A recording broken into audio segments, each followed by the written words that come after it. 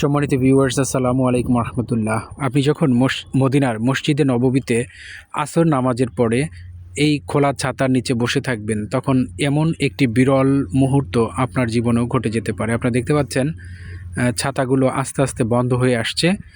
এই ছাতাগুলো যখন খোলে এবং বন্ধ হয়ে যায়, এই মুহূর্তটি অত্যন্ত সুন্দর এবং চমৎকার একটি দৃশ্য।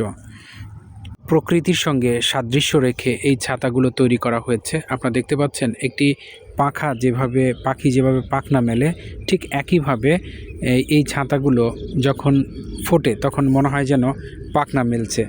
আবার এই ছাতাগুলো যখন বন্ধ হয়ে যায় মনে হবে যেন একটি পাখি তার ডানাগুলো আস্তে আস্তে বন্ধ করে দিচ্ছে।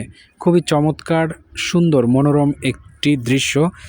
আসর নামাজের পরে আপনারা যদি এই জায়গাটিতে বসেন তাহলে এমন দৃশ্যের সাক্ষী হতে পারেন।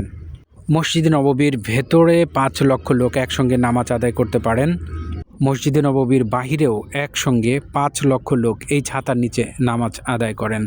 আপনারা দেখতে পাচ্ছেন অনেক বিস্তীর্ণ এলাকা জুড়ে এই ছাতাগুলো করা। প্রায় 250 ছাতা এভাবে নির্মাণ করা হয়েছে, যেখানে 5 লক্ষ লোক নামাজ আদায় করতে পারেন। আল্লাহ আমাদের সকলকে দেখার তৌফিক